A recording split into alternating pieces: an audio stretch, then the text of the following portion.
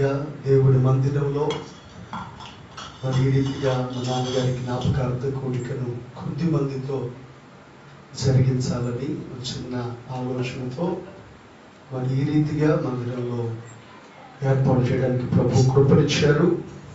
మరి కూడి వచ్చిన మీ అందరికీ ప్రత్యేకమైన వందనాలు. మరి సమయంలో ఒక పాట పాడుకొని మనం ఒక పాట పాడుకుందాం. Praise the Lord. హల్లెలూయా. పరదేశీ ఓ పరదేశీ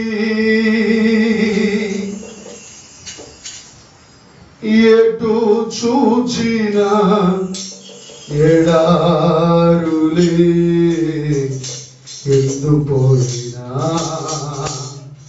ఎండమావులే ఎటు చూచినా ఎడారులే ఎందు పోయినా ఎండమావులే ఎటు చూచినా ఎడారులే ఎందు పోయినా ఎండమావులే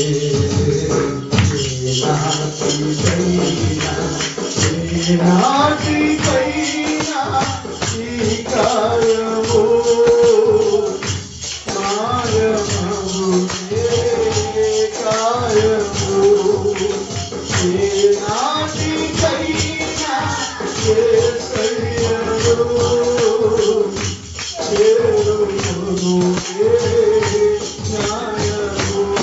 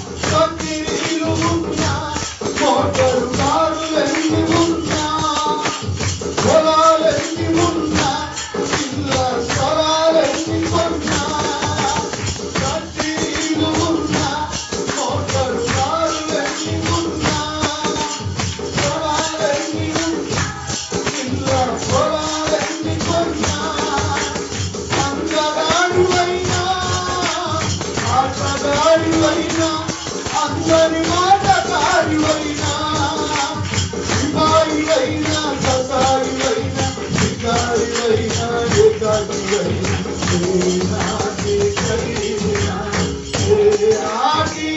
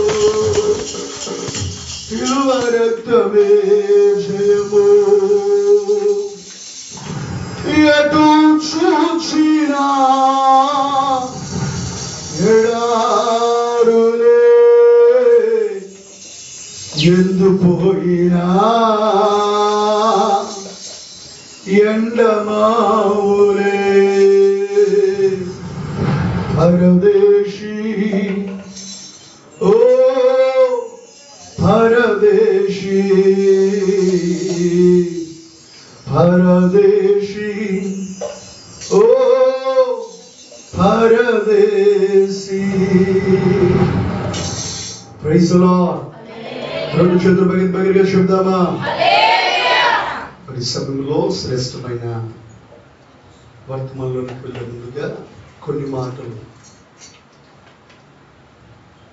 తల్లి గారు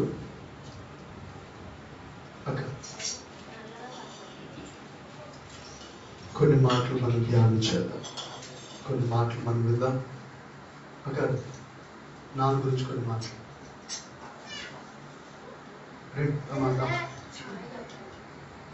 ఇంచుమించు 3 సంవత్సరాల నుండి 4వ సంవత్సరం వచ్చింది. వాస్తవానికి మొదటగా మా కుటుంబంలో మా అమ్మగారు ప్రభువుని నమ్ముకున్నారు, ప్రభువునందు విశ్వాసం ఉంచారు. ఆ తర్వాత మా అమ్మగారు రక్షించబడిన తర్వాత ఈ రాజునగర్ రావడం జరిగింది. కృష్ణకు నుండి ఈ రాజునగర్ వచ్చిన తర్వాత మరి చాలా భయంకరమైన పరిస్థితుల మధ్యలో మా నాన్నగారు రక్తపు విరోచనాలు, వాంతులు, టైఫాయిడ్, మలేరియా బాగా తరిగిపెట్టి ఎంతగానో ఇక చావు బ్రతుకుల మధ్య అన్నట్లుగా అయిపోయినప్పుడు అప్పుడు అవి ప్రభువు బాగు చేసి స్వస్థపరిచిన తర్వాత 1998లో బాప్తిసం తీసుకున్నాడు. దేవునికి స్తోత్రం కలుగును గాక.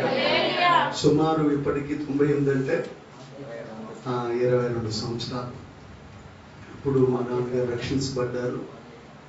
మరి కొంతకాలం దేవునికి ఎడబాటయ్యి మరలా లోకానుసారంగా దేవుని మందిరానికి దూరం అయిపోయినప్పటికీ మరలా చివరి దినాల్లో మరలా ప్రభువుని దగ్గరికి మరలా రావడానికి ప్రభు కృపనిచ్చారు.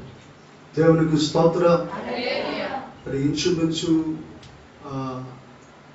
మరి మా నాన్నగారు అనారోగ్య బలహీనతల్లో మరి ఆటోకు వెళ్ళలేక మరి పని చేయలేక అలాగే గృహంలో ఉన్నప్పటికీ మరి దేవుడు ఆశ్చర్యరీతిగా మమ్మల్ని ఎంతగానో పోషిస్తూ నడిపిస్తూ వచ్చారు.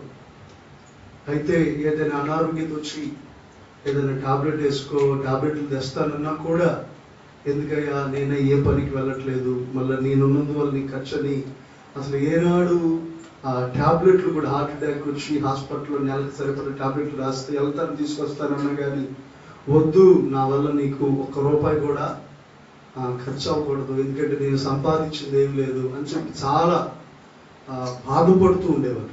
దేవునికి స్తోత్రం. అయినప్పటికీ మరి దేవుడు నన్ను బ్రతికిస్తే నేను బ్రతుకుతాను, దేవుడు నన్ను బ్రతుకునిస్తే బ్రతుకుతాను, లేకపోతే దేవుని రాజ్యానికి వెళ్తాను అలాగే విశ్వాసంతో ఉంటా ఉండేవారు. మరి మనం ఎప్పుడు మీటింగ్స్ పెట్టినా మరి మీటింగ్స్కి పగలంతా మనం ఉండేవాళ్ళం, ప్రార్థన టైంకి మనం ఉండేవాళ్ళం. కానీ అక్కడ పగలు రాత్రి మా నాన్న వాటి కాపలా ఉంటా ఉండేవాడు. స్తోత్రం. పగలు నైట్ పూట ఎవరైనా ఏమన్నా తీసుకుంటారేమో అన్నట్లుగా మరి పగలు రాత్రి ఆ మీటింగ్ స్టేజ్ దగ్గర అక్కడ ఉన్న సామాన్లు కానీ వాటి కాపలా కానీ. ఇప్పుడు మీటింగ్స్ పెడితే లాస్ట్ ఇయర్ నేను ఉండాల్సి వచ్చింది. Praise Lord. హల్లెలూయా. తర్వాత పిల్లలు ఉన్న దోమలండి వేయండి అంటా ఉంటా ఉండాల్సి వచ్చింది. ఇప్పుడు పగలు రాత్రి కాపలా ఉంటాం. చక్కగా మా అమ్మగారితో పాటు కొద్ది రోజులు గృహ దర్శనాలకు వెళ్ళడం. దేవుడు నిశ్చయంగా మరి చివరి సమయంలో కృపనిచ్చారు. మరి దేవుడు ఆయన్ని జ్ఞాపకం చేసుకొని ప్రభు రాజ్యానికి చేర్చుకున్నాడనే విశ్వాసం నమ్మకం ఉంది. అందుని బట్టి దేవునికి మహిమ కలుగును గాక. హల్లెలూయా. ఆయనలో కొన్ని బలహీనతలు ఉన్నప్పటికీ కూడా ప్రభు వాటన్నిటి నుండి విడిపించి మరి ఈ రీతిగా మరి ప్రభువులో మరి నిద్రించడానికి ప్రభు కృపనిచ్చారు. ఆయన రాజ్యానికి పిలుచుకున్నారు. అందుని బట్టి ఇక ఏం చెప్పాలో కూడా నాకు అర్థం కావట్లా. Praise lord. కాబట్టి ఈ సమయంలో మరి ఈ విధంగా జ్ఞాపకార్థ ప్రార్థనకు కూడా వచ్చిన అందరికి కూడా మరొక మారు ప్రత్యేకమైన వందనాలు తెలియపరుస్తూ మరి ఈ సమయంలో వాక్యం అందించాల్సిందిగా దైవజనులు మరి తిమోతి అన్న గారు ఉన్నారు మన మధ్యలో. అన్నగారు చక్కగా 2 నిమిషాలు దేవుని మాటలు అందిస్తారు. అందరూ శ్రద్ధగా దేవుని మాటలు మనం వింటాం. Praise Lord. ఒకసారి గట్టిగా స్తోత్రాలు. హల్లెలూయా. Praise the Lord. దేవుని పరిశుద్ధ నామమునకు మహిమ కలుగును గాక.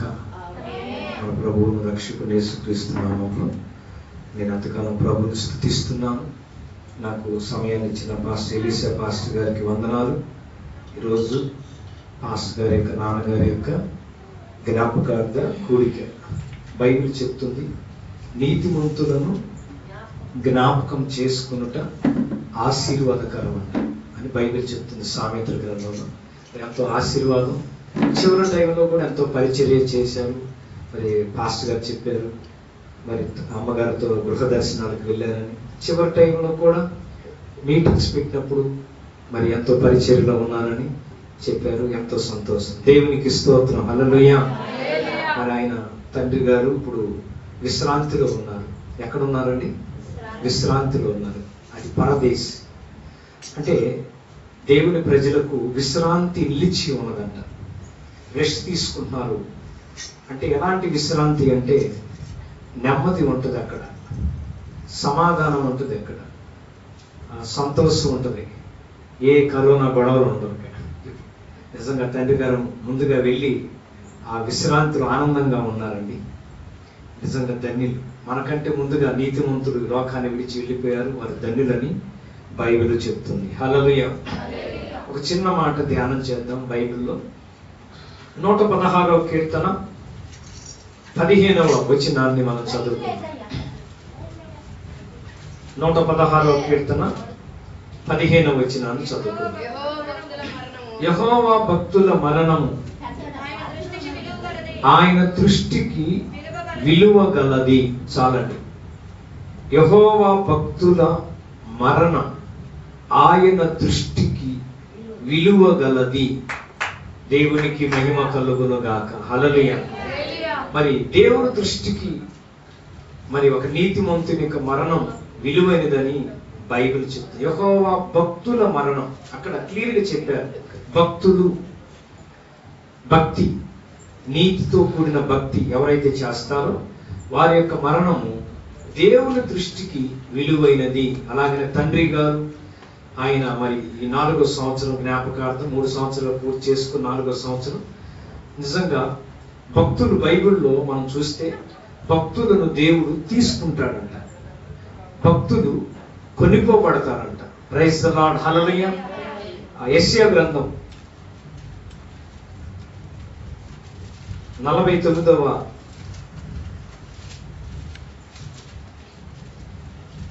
దేవునికి మహిమ కలుగును గాక. 57వ అధ్యాయం, యెషయా గ్రంథం 57వ అధ్యాయము 1-2 వచనాలు చదువుకుందాం. నీతిమంతులు నశించుట చూచి ఎవరు దానిని మనసు పెట్టరు, భక్తులైన వారు తీసుకొని మనకంటే ముందుగా భక్తులు కొంతమంది వెళ్ళిపోయారు. తీసుకుంటున్నాడు దేవుడు. బాగుంది. కీడు చూడకుండా నీతిమంతులు. చూడండి ఈ వాక్యం ఎంత చక్కని వాక్యం. కీడు ఎంత కరోనా వైరస్ ఒక కీడులాగా లేదా ప్రపంచాన్ని గడగడలాడిస్తూ ఒక కీడుగా ఒక శాపంగా వచ్చినప్పుడు మరి కొంతమంది భక్తులు మనకంటే నీతిమంతులు తీసుకున్నాడు దేవుడు. అలాగనే తండ్రి గారిని కూడా మరి ఈ భయంకర విపత్తు చూడకుండా ప్రశాంతంగా దేవుడే మరి మరి తండ్రి గారిని విశ్రాంతిలోనికి ఆ పరదేశంలోనికి తీసుకున్నాడు. ఇక్కడ కీడు చూడకుండా నీతిమంతులు కొనుక్కోబడుచున్నారని ఎవరికి తోచదు. వారి విశ్రాంతిలో చాలండి. ఎక్కడ ఉన్నారండి ఇప్పుడు? వారు విశ్రాంతిలో ప్రవేశించుతున్నారు. విశ్రాంతి అంటే ఏంటి? విశ్రాంతి, నెమ్మది, ప్రశాంతత. రెస్ట్ తీసుకున్నప్పుడు, విశ్రాంతిలో ఉన్నప్పుడు ఎంత ఆనందం ఉంటుందో, ఎంత సంతోషం ఉంటుందో. చూడండి, భయంకర ఎండ ఉందనుకోండి, ఆ ఎండ వేడి తట్టుకోలేక ఒక ఏసీ రూమ్లోకి వెళ్తే ఆ ఏసీ పెట్టుకున్నప్పుడు ఎలా ఉంటుందండి? అమ్మయ్య ప్రశాంతం ఉందండి, రెస్ట్ తీసుకోలే, చక్కగా నిద్రపోతాం. ఆ యొక్క బాధ అంతా తొలగిపోద్ది. ఆ ఎండ బాధ ఉండదు. ఇంకా విశ్రాంతి, నెమ్మది. అలాగే అంతకంటే గొప్ప విశ్రాంతి యుగ యుగంలో ఉండేది ఆ దేవుని రాజ్యం. గట్టిగా స్తోత్రం కలుగునుగా. తండ్రి గారు ముందుగానే ఆ విశ్రాంతిలోనికి చేరారండి. మనం కూడా ఒకరోజు అక్కడికి వెళ్ళాలి, తండ్రి గారిని చూడాలి. రేపు మధ్యాకాశంలోకి వేవేల దూతలతో పరిశుద్ధులతో యేసు ప్రభు రాబోతున్నాడు. వచ్చినప్పుడు నాన్నగారిని, తండ్రి గారిని మనం చూస్తాం. నిరీక్షణ మనలను సిగ్గుపరచదు. ఒక నిరీక్షణ కలిగి ఉండాలి, ఒక విశ్వాస జీవితం కలిగి ఉండాలి. ఆ అందమైన దేశానికి, ఆ విశ్రాంతిలోనికి మనం ప్రవేశించాలంటే ఇప్పుడు మనం సిద్ధపడి ఉండాలి. దేవునికి స్తోత్రం. హల్లెలూయా. బాగా వినండి. యెహోవా భక్తులు మనం ఆయన దృష్టికి విలువ గలది. భక్తులు అని అన్నాం, భక్తుని తీసుకున్నాం దేవుడు. భక్తి చేయాలి. భక్తి, భక్తి అంటే ఏంటి? అది ఆత్మ సంబంధమైంది భక్తి, శరీర సంబంధమైంది భక్తి కాదు. దేవుడు ఆత్మ కనుక ఆయనను ఆత్మతోనూ సత్యముతోనూ ఆరాధించాలి. హల్లెలూయా. ఆయన ఆత్మస్వరూపి, ప్రేమస్వరూపి. మనం కూడా అందుకే దావీదు అంటాడు, నా సన్నిధిని వెతుకుడని యెహోవా సెలవేగా, నీ సన్నిధిని నేను వెతుకుతున్నాను, హృదయం నీతో అన్నది. అంటే భక్తి అనేది ఎలా చేయాలంటే చెప్పండి, ఎలా చేయాలి భక్తి?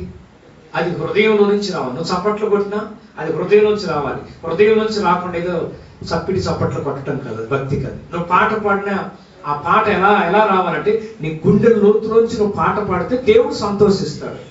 నువ్వు హల్లెలూయా చెప్పినా, నువ్వు పాట పాడినా, నువ్వు సాక్ష్యం చెప్పినా, నువ్వు చప్పట్లు కొట్టినా, నువ్వు ఆరాధించినా అది హృదయపు అంతరంగంలో నుంచి బయటకు రావాలి. దేవుడు కోరుకున్నది అదే. అంతరంగంలో ఉన్న పరిశుద్ధతను, హృదయ శుద్ధి గలవారు ధన్యులు, వారు దేవుని ఏ శుద్ధి కావాలి? అది భక్తి అంటే. అయితే యెహోవా భక్తుల మరణము దేవుని దృష్టికి విలువైనది. 3 విషయాలు చెప్పి నేను ముగిస్తాను. ఎందుకు విలువైంది? నా సబ్జెక్ట్ ఏంటంటే, ఒక భక్తుల యొక్క మరణం విలువైనది అని వ్రాయబడింది. విలువ అనేది చాలా ఇంపార్టెంట్. సహజంగా మనం ఈ ప్రపంచంలో మనం చూస్తున్నప్పుడు కొంతమంది దేశం కోసం పోరాడి చనిపోతున్నారు. యుద్ధాలు జరిగేటప్పుడు మన ఇండియా దేశంలో నుంచి ఇంకో దేశం యుద్ధం జరుగుతుంది అనుకోండి, వీరు అమరవీరులు అండి, వారి ప్రాణాలు త్యాగం చేశారు. ఇప్పుడు వారు ఆ యొక్క మిలిటరీ వాళ్ళు ఆ యొక్క దేశం కొరకు పోరాడినప్పుడు, అక్కడ యుద్ధం జరిగేటప్పుడు వెనక్కి రాకుండా వారి యుద్ధ రంగంలో ముందుకు సాగిపోతే వాళ్ళు చనిపోయారు అనుకోండి, ఆ చనిపోయినప్పుడు వారిని అభినందిస్తారు.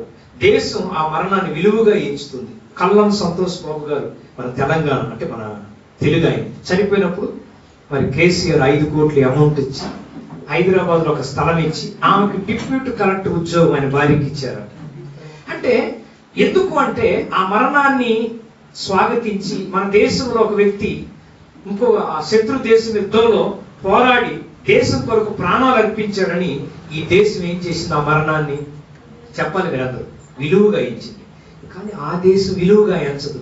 ఆ శత్రు దేశం ఇది చనిపోయారు అనుకోండి, ఆ పొయ్యారు అనుకుంటా. కానీ ఈ దేశం ఏం చేస్తుందంటే వాళ్ళు ప్రాణాలు త్యాగం చేసినప్పుడు విలువగా ఎంచుతుంది. కానీ వీళ్ళు చనిపోయినప్పుడు ఆ దేశం విలువగా ఎంచదు.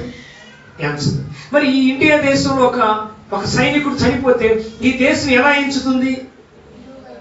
విలువగా ఎంచి డబ్బులు ఇస్తారు, ఉద్యోగం ఇస్తారు, పిల్లలు చదువులన్నీ చదివిస్తారు, స్థలాలు ఇస్తారు, మంచిగా పేరు కూడా ఉంటుంది.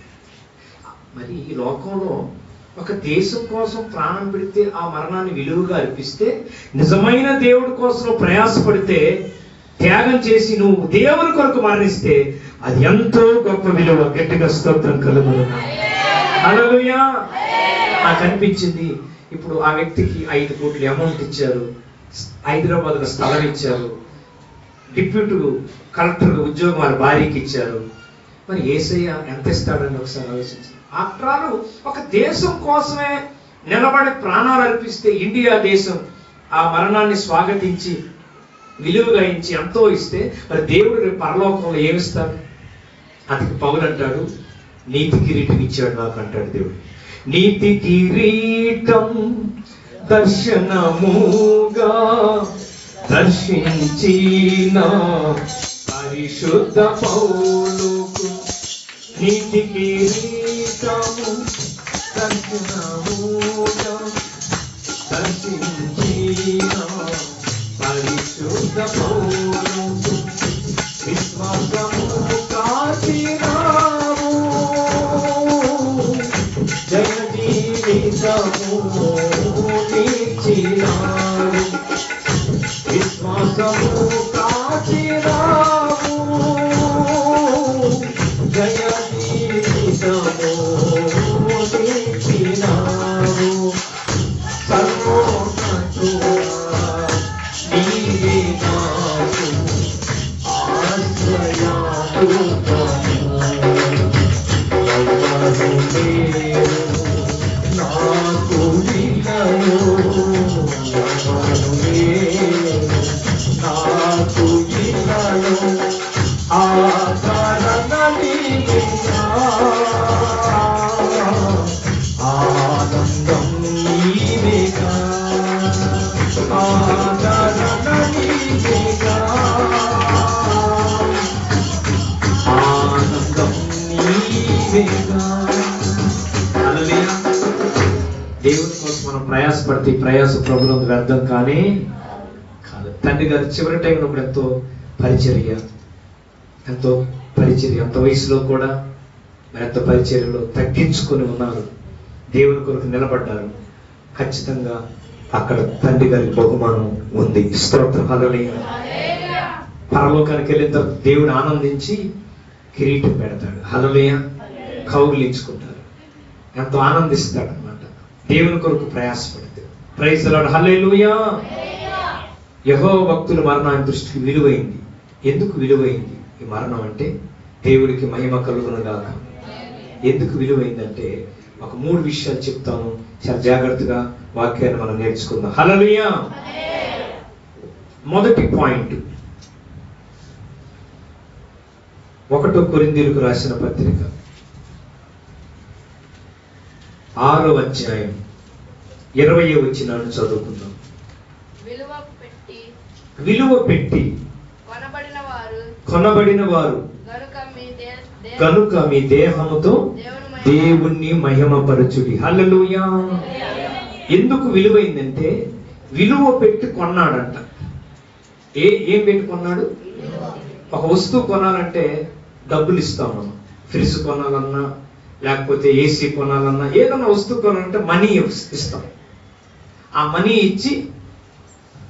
ఇచ్చినప్పుడు ఆ యొక్క వస్తువు మనదైంది. కొనుక్కుంటాం, ఎక్కడో షాపులో ఉంది, కొనుక్కొని ఇంట్లో తెచ్చుకుంటాం. అది మన సొత్తు. ఎందుకని? డబ్బులు ఇచ్చి కొన్నాం కాబట్టి. యేసుక్రీస్తు ప్రభు మనలను యేసయ్య పవిత్రమైన రక్తం ఇచ్చి కొనబడిన బిడ్డలం. గట్టిగా స్తోత్రం. యేసు రక్తం ప్రతి పాపమును కడిగి పరిశుద్ధపరుస్తుంది. ఎంత పాపానైనా శుద్ధి చేసే యేసు రక్తం, ఆ రక్తం విలువైనది. ఆ రక్తం ఇచ్చి కొన్నాడు నిన్ను నన్ను. మనం ఒక రోజు చనిపోతే ఆ మరణం విలువైనది. తండ్రి గారు కూడా యేసు రక్తంతో కడగబడి రక్షణ పొంది బాప్తీసం తీసుకొని సంఘంలో చేర్చబడి ఆయన చక్కని పరిచర్యలు ముందుకు సాగిపోయారు. తండ్రి గారి యొక్క మరణం విలువైంది. ఎందుకంటే తండ్రి గారిని యేసయ్య రక్తంతో కడిగి రక్షించాడు. ఎందుకంటే యేసయ్య రక్తం విలువైనది. చూడండి, పరిశుద్ధ గ్రంథంలో పేతురు రాసిన పత్రికలో ఒక చక్కని మాట రాయబడింది. 1 పేతురు 1వ అధ్యాయము 18వ వచనాన్ని 19వ వచనాన్ని చదువుకుందామా? పితృపారంపర్యమైన మీ వ్యర్థ ప్రవర్తనను విడిచిపెట్టి వెండి బంగారముల వంటి క్షయ వస్తువుల చేత మీరు విమోచించబడలేదు గాని అమూల్యమైన రక్తం చేత, అనగా నిర్దోషమును నిష్కలంకమునకు గొర్రె పిల్ల వంటి క్రీస్తు రక్తము చేత విమోచించబడ్డారు. అంటే క్షయ వస్తువుల చేత మీరు కొనబడాల. గొర్రె పిల్ల రక్తం చేత, అంటే యేసు రక్తం చేత కొనబడ్డాం, విమోచించబడ్డాం. హల్లెలూయా. విడిపించబడ్డాం. ఒక మాట చెప్పండి, విమోచించబడటం అంటే. ప్రకటన గ్రంథం 1వ అధ్యాయం 7వ వచనాన్ని కూడా చదువుకుందాం. ప్రకటన 1:7. 1:6 అండి, క్షమించండి, 1:6. మనలను ప్రేమించుచు తన రక్తము వలన మన పాపముల నుండి మనలను విడిపించిన వానికి మహిమయు యుగ యుగములు కలుగునుగా. ఇక్కడ తన రక్తం వలన మన పాపముల నుండి మనలను విడిపించిన వానికి, అంటే యేసు రక్తం విమోచించింది, అంటే విడిపించింది. ఎఫెసీ పత్రిక 1:7 కూడా చదవండి ఒకసారి. ఎఫెసీ పత్రిక 1:7 వచ్చింది. ఎఫెసీ పత్రిక 1:7. దేవుని కృపా మహదేశ్వర్యమును బట్టి ఆ ప్రియునియందు ఆయన రక్తము వలన మనకు విమోచన, అనగా క్షమాపణ కలిగి, అంటే పాప క్షమాపణ. హల్లెలూయా. క్షమాపణ వచ్చింది. ఎవరైతే యేసు రక్తంతో కడగబడి క్షమించబడతారో వారు విశ్రాంతిలోకి వెళ్తారు. హల్లెలూయా. ఈ లోపల ఎన్ని కోట్లున్నా, ఎంత బంగారం ఉన్నా, ఇందాక మనం చదువుకున్న వాకి వెండి బంగారాలు మనిషిని రక్షించలేదు. రక్షిస్తుందా? బైబిల్ ఏం చెప్తుంది? ఉగ్రత దినమందు నీ ఆస్తి అక్కడికి రాదు. బంగారము, ఆ వెండి, ఆ మేడమిత్తులు, ఆ పొలాలు నరకాన్ని తప్పించలేదు. రెండో మరణం నరకం, అగ్ని ఆరదు, పురుగుచా. శరీర సంబంధం మరణం అందరికీ ఉంది. కానీ ఆత్మ వెళ్తే పరదేశికైనా వెళ్ళాలి, లేకపోతే నరకానికైనా వెళ్ళాలి. ఆ రెండో మరణం నరకాన్ని తప్పించుకోవాలంటే యేసు రక్తంలో కడగబడి రక్షణ పొంది ఆయన అడుగు జాడల్లో నడవాలి. హల్లెలూయా. అంటే వెండి బంగారం డబ్బు మనిషిని విడిపించలేదు. చూడండి, ఇప్పుడు కరోనా వైరస్ వచ్చింది. ఈ బంగారం, ఈ వెండి, ఈ డబ్బు ఆ యొక్క ఉగ్రత నుంచి, వైరస్ నుంచి తప్పించగలుగుతుందా చెప్పండి? అంటే ఉగ్రత దినమందు నీ ఆస్తి అక్కడికి రాదు. అందుకే దేవుని యొక్క రక్తం, యేసు ప్రభు యొక్క ప్రేమ నిన్ను రక్షిస్తుంది, విడిపిస్తుంది. ఎందుకు భక్తుల మరణం విలువైంది అంటే చెప్పండి? యేసు రక్తం విలువైనది. అంటే యేసు రక్తం విలువైందంటే ఆయనలో ఏ పాపము, పరిశుద్ధమైన రక్తం, పవిత్రమైన రక్తం. ఆయన రక్తం విలువైంది కనుక మనం కూడా విలువైన వారము. ఆ మరణమే దేవుని దృష్టికి విలువైంది. రెండో పాయింట్, యెహోవా భక్తుల మరణం ఆయన దృష్టికి విలువైనది అని వాక్యం సెలవిస్తుంది. ఎందుకు విలువైంది అని మన వాక్యాన్ని చూస్తే, చాలా జాగ్రత్తగా వాక్యాన్ని చూస్తే రెండో పాయింట్ చెప్తున్నా. లూకాసు వార్త 16వ అధ్యాయము 22వ వచనాన్ని చదువుకుందాం. లూకాసు వార్త 16వ అధ్యాయం 22వ వచనం. ఆ దరిద్రుడు చనిపోయి దేవదూతల చేత అబ్రహాము రొమ్మున ఆనుకొనుటకు కొనిపోబడును. ధనవంతుడు కూడా చనిపోయి పాతి పెట్టబడును. అప్పుడు అతడు పాతాళంలో బాధపడుచు. చాలండి, ఇక్కడ ఇద్దరు వ్యక్తులు చనిపోయారు. ధనవంతుడు చనిపోయాడు, పేదవాడు చనిపోయాడు. అంటే ఈ లోకంలో మరణానికి కులంతో సంబంధం లేదు. ఏ కులమైనా, ఏ గోత్రమైనా, ఏ దేశస్థుడైనా, ధనవంతుడు కావచ్చు, పేదవాడు కావచ్చు, శాస్త్రవేత్త కావచ్చు, విద్యావేత్త కావచ్చు, ఎవరైనా సరే భూమి మీద పుట్టిన వ్యక్తి శరీర సంబంధంగా చనిపోవాల్సిందే. ఇద్దరు, యేసు ప్రభు చెప్పాడు ఇద్దరు వ్యక్తుల గురించి.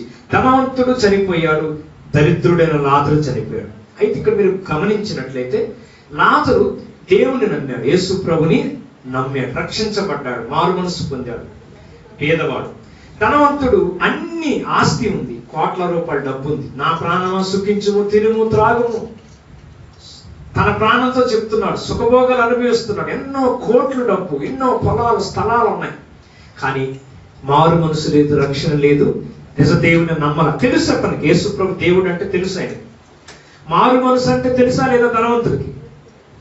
తెలవబట్టి కదా నరకంలో తండ్రివైన అబ్రహామా, భూలోకం 5 అన్నదమ్ములు ఉన్నారు, లాజరును పంపిస్తారు, మారు మనసు పొందుతారని ఎందుకంటాడు? అన్ని చూపించిన రిఫరెన్స్ టైం చాలు అన్నాడు కదా. అంటే నరకంలో ఏడుస్తూ మారు మనసు గురించి మాట్లాడతాడు ధనవంతుడు. అంటే అర్థం ఏంటంటే నిర్లక్ష్యం చేశాడు. ఇంత గొప్ప రక్షణ నిర్లక్ష్యం చేస్తే ఎలాగ తప్పించుకుంటావు?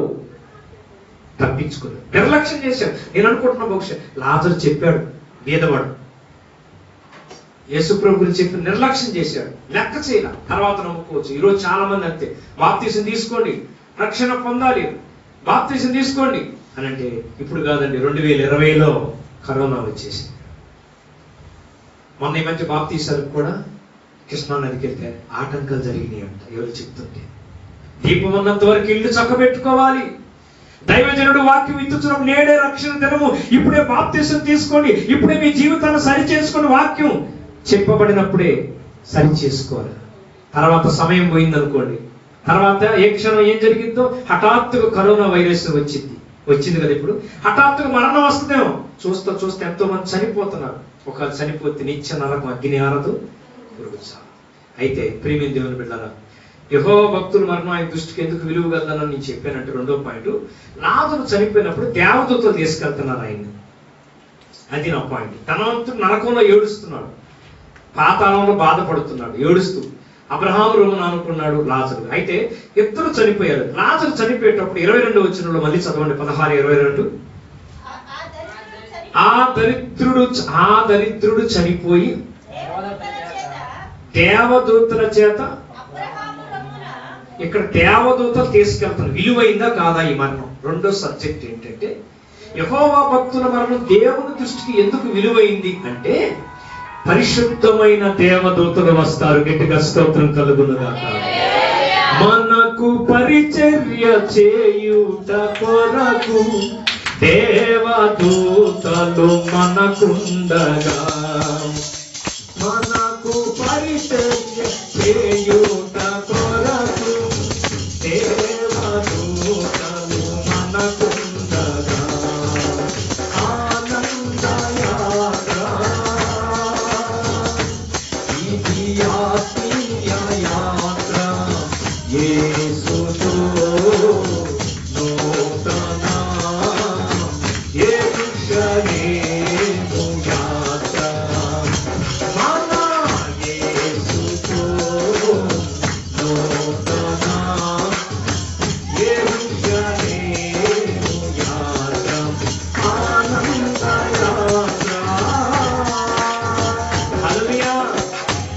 ఎవరైనా దేవుని బిడ్డలు చనిపోతే ఖచ్చితంగా ఈ పాట పాడతాను నేను, ఈ పాట. ఎందుకంటే యేసన్న గారు మరి పాట పాడారు, చాలా ఆత్మీయంగా ఉంది. అంటే ఆ భూస్థాపన కార్యక్రమానికి తీసుకెళ్ళేటప్పుడు కూడా ఎంత చక్కని పాటలు పాడుకుంటా వెళ్తామండి. నిజంగా ఒక భూస్థాపన కార్యక్రమం జరిగింది, ఆమె యేసు ప్రభు నమ్ముకున్న బిడ్డ, నేను వెళ్ళాను. అసలు నిజంగా దేవుని బిడ్డలు అందరూ చక్కగా చప్పట్లు కొట్టుకుంటూ పాడుకుంటూ నిజంగా పెళ్లి కూతురుని తీసుకెళ్ళినట్లుగా అందరూ చూస్తున్నారు. ఎంత ఆనందంగా ఆనంద యాత్ర, ఇది ఆత్మీయ యాత్రని నేను పాడుకుంటూ వెళ్తుంటే, నిజంగా ఆ పెళ్లిలో తీసుకెళ్తుంటే ఆ భూస్థాపన కార్యక్రమంలో మరి చుట్టుపక్కల అందరూ చూస్తున్నారు, చుట్టుపక్కల అందరూ ఎంతగా చూస్తున్నారు. ఏంటి ఎంత ఆనందంగా ఎంత సంతోషంగా వీరు అదే భూస్థాపన చేస్తున్నారు, ఇది ఆత్మీయ యాత్ర, ఇది సియోని యాత్ర అనుకుంటూ పాట పాడుకుంటూ వెళ్తుంటే మైక్ లో చిన్న బాక్స్ పెట్టుకొని అక్కడ చుట్టుపక్కల అందరూ ఆశ్చర్యంగా చూస్తున్నారు. హలో చెప్పండి, హలో చెప్పండి. నిజంగా కారణం ఏంటి? విలువైంది మరణం, అందుకే ఈ ఆనందం. హలో చెప్పండి. అందుకే బైబిల్ ఏం చెప్తుందంటే, నిరీక్షణ లేని వారు అనే ఇతరుల వల్ల మీరు దుఃఖపడొద్దు అన్నాడు. నిరీక్షణ లేని వాళ్ళు దుఃఖిస్తారు. అంటే శారీరకంగా చనిపోయినప్పుడు ప్రేమతో కొద్దిగా ఆ కన్నీళ్ళు వస్తాయి, అది సహజమే. కానీ శారీరకంగా అదే దుఃఖంలో అదే వేదనలో కృంగిపోకూడదు. అయితే ఒక నిరీక్షణ ఇతరుల వల్ల ఉండొద్దు. మనం వాళ్ళకైతే నిరీక్షణ ఉండదు, కానీ మనకు ఒక నిరీక్షణ ఉంది. ఏంటి ఆ నిరీక్షణ అంటే, తండ్రి గారిని మనం చూస్తాం. గట్టిగా స్తోత్రం చెప్పండి. ఏమిటి ఆ నిరీక్షణ? తండ్రి గారిని చూస్తాం. రేపు వేవేల దూతలతో పరిశుద్ధులతో రాబోతున్నప్పుడు నిరీక్షణ సిగ్గుపరచదు. ఎందుకంటే ఆ దేవదూతలు తీసుకెళ్తారు. ఎంత విలువైందండి. ఎవరండి మనకు చుట్టూ భార్య పరిశుద్ధులండి దేవదూతలు. ఎంత ఘనత అండి మనకు. దేవదూతలు రావటం అంటే ఆ దూతలు రెక్కలు ధరించుకుంటూ పరిశుద్ధులని దేవుని ఆరాధిస్తున్న ఆ దూతలంట ఈ దరిద్రుని తీసుకెళ్ళే. ఇంకో మాట చెప్పనా, ఈ బైబిల్ మనం చదువుకున్న ఈ వ్యక్తి కేరా ప్లాట్ఫారం అంటే ఎంగిలి ఇస్త్రాకులు ఏరుకున్న వ్యక్తి. అంటే ఫుడ్ లేదు, ధనవంతుడు వాకిటి దగ్గర రొట్టె ముక్కలు కింద పడితే ఏరుకొని తిన్నాడు. కురుపుడు రోగం, సరైన బట్టలు, తినడానికి తిండి లేదు. అలాంటి పరిస్థితుల్లో కూడా యేసుప్రభువు నమ్ముకుంటే ఆ మరణం దేవుని దృష్టికి విలువగా మార్చబడింది. ఆయన చనిపోయినప్పుడు దేవదూతలు తీసుకెళ్తున్నారు. ఎంత గొప్ప ధన్యత. నీతిమంతులు చనిపోతే దేవదూతలు వస్తారు. అలాగే చెప్పండి. నీతిమంతులు మరణిస్తే, యెహోవా భక్తుల మరణం దేవుని దృష్టికి ఎందుకు విలువైందంటే, ఈ దేవదూతలు ఆయన తీసుకెళ్ళిపోతే ఎక్కడికి? యేసయ్య దగ్గరికి తీసుకెళ్ళిపోతారు. ప్రైజ్ లార్డ్ చెప్పండి. హల్లెలూయా. మూడో మాట చెప్పి నేను ముగిస్తాను. ఈ మరణం దేవుని దృష్టికి ఎందుకు విలువైంది అంటే, ఒక 2 తిమోతిలకు రాసిన పత్రిక ఫైనల్ గా చెప్పి నేను ముగిస్తాను. తిమోతి రాసిన 2వ పత్రిక 1వ అధ్యాయం 10వ వచనం 4వ భాగాన్ని చదవండి. కింద భాగం అంటే 4వ వరుసలో చదవండి. తన కృపను బట్టి మనలను రక్షించి, ఏ పిలుపు? పరిశుద్ధమైన పిలుపుతో ఆయన మనలను పిలిచెను. ఆ క్రీస్తు యేసు మరణమును నిరర్థకము చేసెను. సిలువలో యేసు ప్రభు మరణపు ముళ్ళును విరిచాడు. మరణమా నీ ముళ్ళెక్కడ? మరణమా నీ విజయం ఎక్కడ? సాతానును ఓడించాడు, పాపాన్ని ఓడించాడు, మరణము గడగడను నాడించాడు, మరణాన్ని ఓడించాడు యేసుక్రీస్తు. ప్రపంచంలో మరణం అంటే గజగజ వణికిపోతున్నా. అంతెందుకని ఇప్పుడు చూడండి, ప్రపంచం అంతా ప్రాణాన్ని గుప్పెట్లు పెట్టుకొని ఎవడన్నా పక్కన కూడా చచ్చిపోతే నేను కూడా చచ్చిపోతాను రాత్రి అని మరణ భయంతో ఉన్నారా లేదా? ఈరోజు ప్రపంచం అంతా బయటకు వెళ్తున్నారంటే మాస్క్ వేసుకున్నా, లేకపోతే శానిటైజర్ రాసుకున్నా, ఒక పక్క ఆ గాలిలో కూడా వస్తుందని రకరకాల వార్తలు వచ్చినప్పుడు భయపడిపోతున్నారు, వణికిపోతారు. తప్పనిసరిగా వెళ్ళాలి కొన్ని పనులు నిమిత్తం. అయినా మనిషి ఇప్పుడు ఎలా ఉంది ప్రపంచంలో చూడండి, ఎంత దారుణంగా మరణాన్ని గుప్పెట్లో పెట్టుకున్నాడు. అయితే ఒక మాట బైబిల్లో మనకు కనబడుతుంది. హెబ్రీలకు రాసిన పత్రిక 2వ అధ్యాయం 14వ వచనంలో పౌలు భక్తులు ఎంతో చక్కగా రాయటం జరిగింది. హెబ్రీ పత్రిక 2:14 చదవండి ఒకసారి. కాబట్టి ఆ పిల్లలు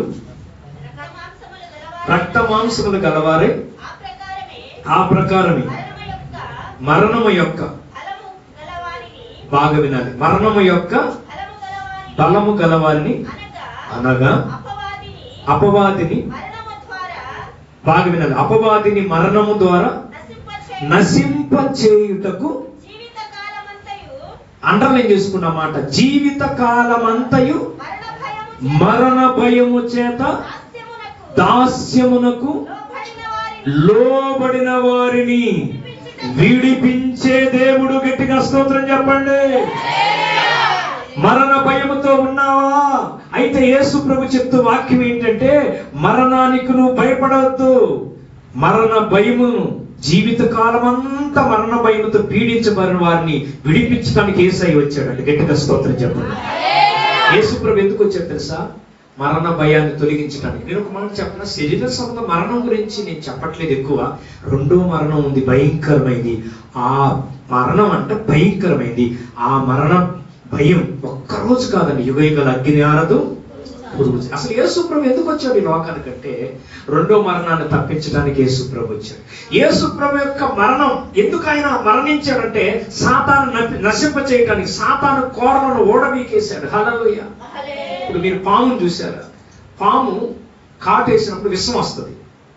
కొంతమంది ఏం చేస్తారంటే, కోరల్లో విషాన్ని ఏం చేస్తారండి, విషం తీసేస్తే అది ఎన్ని బుసలు కొట్టినా భయపడవలసిన విషం తీసేస్తే ఏమైంది? కోరలు తీసేస్తారు. కోరలు తీసేస్తే ఇంకేమని చేస్తారు? నువ్వు ఎంత బుసలు కొట్టినా.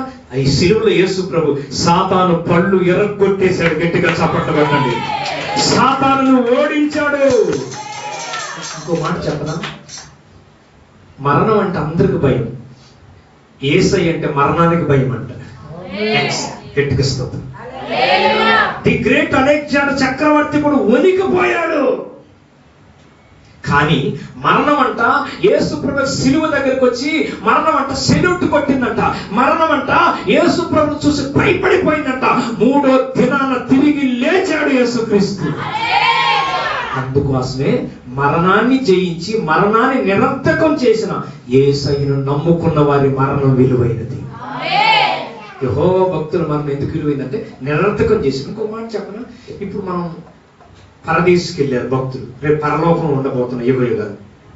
మరణం నిరర్థకం అంటే ఇంకో మాట కూడా ఏముందంటే, రేపు పరలోకానికి పరదేశంలోకి వెళ్ళిన తర్వాత మరణం ఉండదంటే. ప్రకటన గ్రంథం 21:4 చదవండి. ప్రకటన 21:4 మనం చదువుకుందాం. ఆయన వారి కన్నుల ప్రతి బాష్ప బిందువును తుడిచివేయును.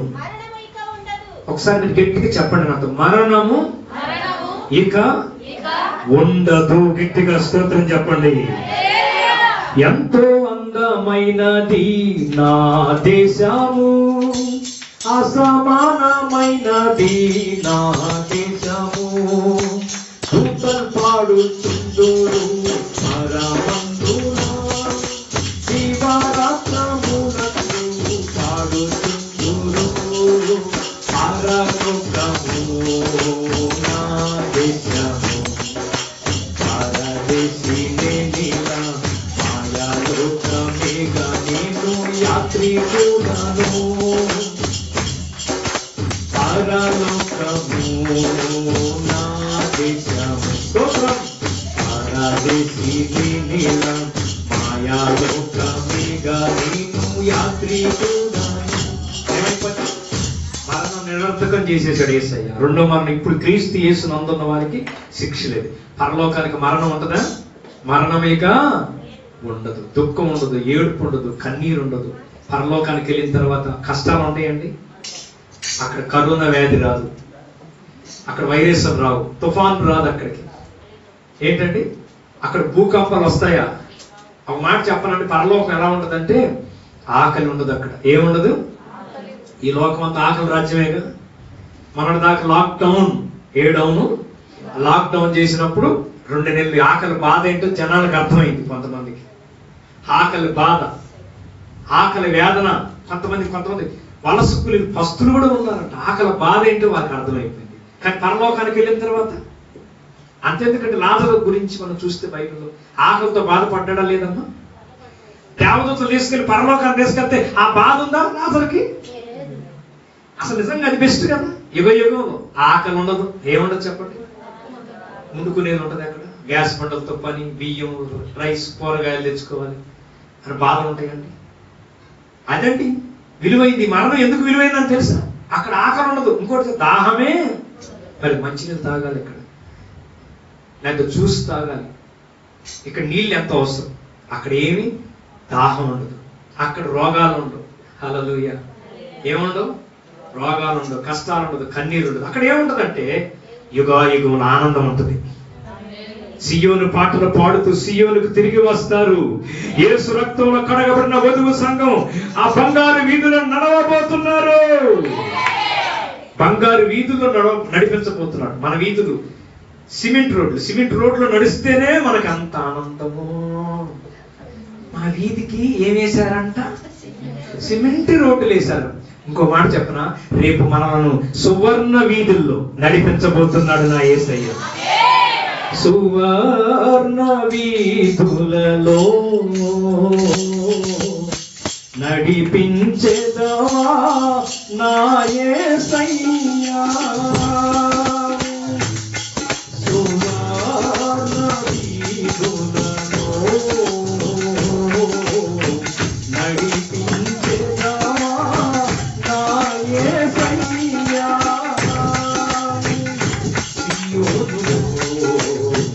స్థిరమైన పునాది నీవు,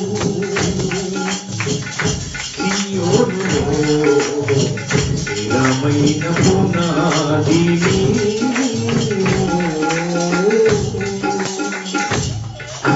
మనం ధనవంతులమా కాదా? ఒకసారి నవ్వండి మీరు.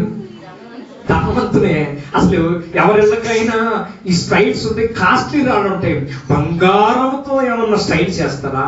కానీ మనం బంగారాన్ని కాళ్ళతో తొక్కబోతున్నాం. ఎందుకు? ఈ మరణం విలువైనది. వజ్రాల బిల్డింగ్, ఇటుకరాయి సైజులో ఒక వజ్రం పెట్టి కట్ట, అన్ని రాళ్ళన్నీ వజ్రాలు. ఇప్పుడు ఇంతలా గోలీకాయ లాంటి వజ్రం 1000 కోట్లు అన్నాడు ఒక ఆయన. కొంత ఆ వజ్రాలకు వెలగడతారంట ఆర్ట్ నేషన్ బట్టి. ఎంత వజ్రాలు 100 కోట్లు, 200 కోట్లు, 50 కోట్లు అయితే సువర్ణ వీధులు, బంగారు వీధులు చుట్టూ ఏ బిల్డింగ్ ఏ రత్నాలతో ముత్యాలతో కట్టబోతున్నాడు అంటే వేసే. అంటే బిల్డింగ్ అంతా నీకు ఒక ఇల్లు. దేవుడు ఇప్పుడు నాకు ఒక ఇల్లు ఉంది అనుకోండి, ఇప్పుడు కింద ఏంటిది బంగారం, చుట్టూ ఏంటి వజ్రాలు, డైమండ్ టకా టకా, అసలు అన్ని వజ్రాలు. ఎంత వజ్రం 100 కోట్లు 200 కోట్లు అయితే ఇల్లంతా వజ్రం అంటే ఎన్ని కోట్లు? అసలు నీకు మించిన ధనవంతుడు ప్రపంచంలో లేడు. ప్రపంచంలో ఐశ్వర్యవంతుడు ఒక క్రైస్తవుడే. గట్టిగా సభలు కొట్టాలి. ఒక క్రైస్తవుడు ఐశ్వర్యవంతుడు. ఈ లోపల ఇల్లు లేదని, బంగారం లేదని, అది లేదని బాధపడనక్కర్లా. రేపు సువర్ణ వీధులు నడిపించబోతున్నాడు. యుగంలో దేవుడితో ఆనందంగా ఉండబోతున్నాం. ఇప్పుడు తండ్రి గారు కూడా ఆ రాజ్యంలో ఉన్నాడు. యెహోవా భక్తుల మరణం దేవుని దృష్టికి విలువైంది. మనం కూడా సిద్ధపడదాం. దేవుడి కొద్ది మాటలు మన వినికిడిలో దీవించునుగాక. Amen, amen, amen. Hallelujah. Praise Lord. Hallelujah. ఈ సమయాన్ని అయ్యగారికి అప్పగిస్తాం. Praise lord.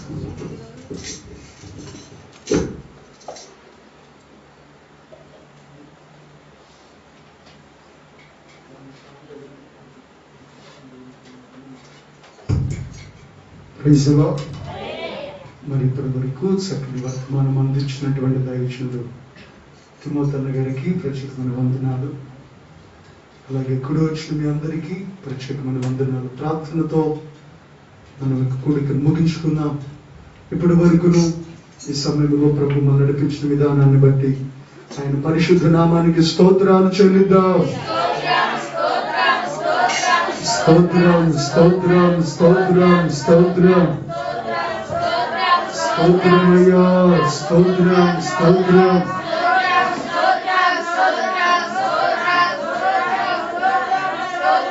స్తోత్రం, స్తోత్రం, స్తోత్రం, స్తోత్రం.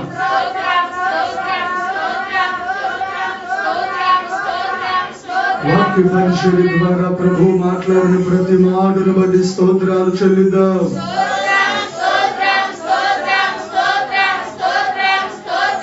మనకు ఉంచబడిన శుభప్రదమ నిరీక్షణను బట్టి స్తోత్రాలు చెల్లిద్దాం.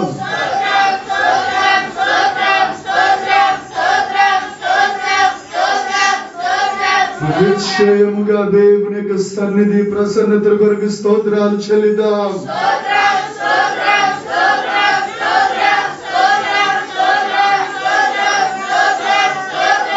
యుగ యుగాలు శాశ్వతమైన రాజ్యం, సువర్ణమయమైనటువంటి వీధులు, ఆ గొప్ప పరలోక రాజ్యాన్ని ప్రభు మన కొరకు సిద్ధపరిచి ఉంచిన విధానాన్ని బట్టి స్తోత్రాలు చెల్లిదాం.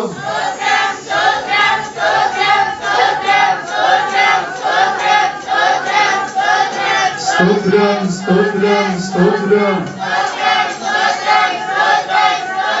మరణ భయము నుండి దేవుడు విడిపించి ప్రజలను రక్షించిన విధానాన్ని బట్టి స్తోత్రాలు చెల్లిదాం.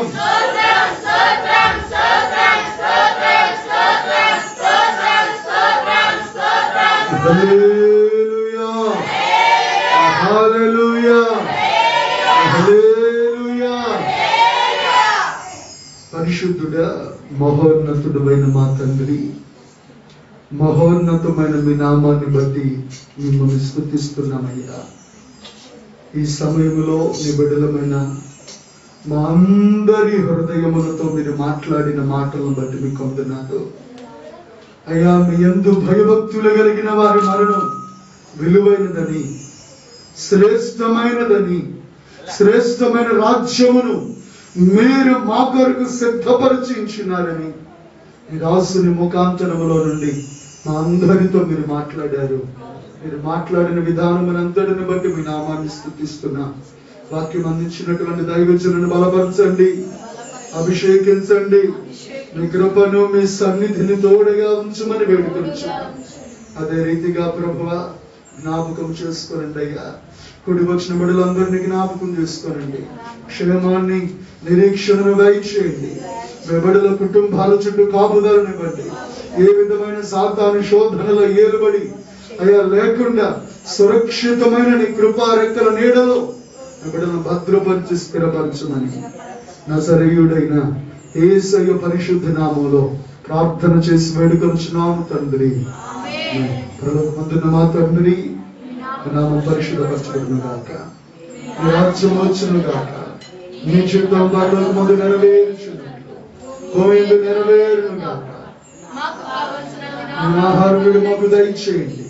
మా అపరాధం చేసిన వారిని క్షమించిన ప్రకారం మా అపరాధాలు క్షమించండి. మమ్ము శోధనలోనికి తేక దుష్టుని తప్పించండి. రాజ్యము, శక్తి, మహిమ నిరంతరము నీవైనావు తండ్రి. ఆమేన్. మన తండ్రి దేవుని ప్రేమయు ప్రభువు యేసుక్రీస్తు కృపయు పరిశుద్ధాత్మకరుని సహవాసం ఇప్పుడు ఎల్లప్పుడూ సదాకాలము సకల పరిశుద్ధులకు కూడిన బిడ్డలకును వాక్యం అందించిన దైవజనులకు తోడయ్యుండును గాక. Amen. Hallelujah hallelujah hallelujah. Praise the Lord. అందరికీ